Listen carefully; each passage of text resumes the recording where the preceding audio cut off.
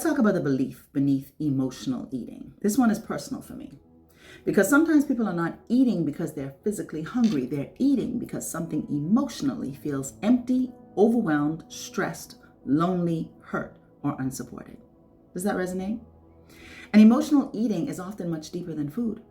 Sometimes they allow the food to become the comfort, the relief, the distraction, the numbing, the escape, something that temporarily helps people emotionally cope.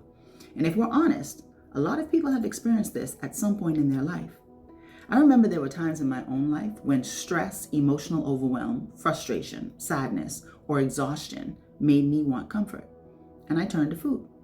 Not necessarily because my body needed it, but because emotionally, I needed soothing. Does that sound familiar? You see, many people learn very early to soothe themselves through food or having something in their mouth, i.e. a pacifier. And if they never learn how to process emotions safely, instead of sitting with the emotions, they ate through them, through the stress, through the heartbreak, through the loneliness, through the anxiety, the rejection, the overwhelm, and even through boredom. And underneath emotional eating are often beliefs. Beliefs like food helps me feel better. This brings me comfort. I don't know how to emotionally process what I'm feeling, so I'm going to eat. I need something right now to help me cope. And what makes this even more painful is the shame that often follows afterward. For me personally, that shame looked like getting up to a size 24. And so now what happens is the person is not only dealing with the emotional overwhelm, they're also criticizing themselves for how they coped. Does this sound like anyone you know?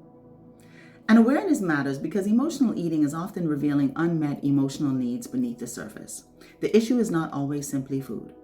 Sometimes the deeper issue is emotional regulation, emotional comfort, emotional support, emotional safety.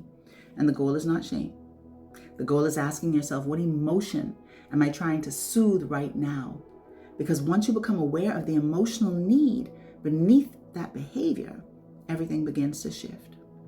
This is one of the reasons why I wrote Change Your Beliefs, Change Your Reality, because many behaviors that we judge harshly are often connected to deeper emotional beliefs and experiences operating underneath our awareness. And awareness changes everything. So remember that you are the author of your life. Every choice that you make will reflect your power and your beliefs. So you go ahead and have yourself the most amazing day. And don't you dare let anybody else fuck it up. All right? Okay. I love you. I'll talk to you later.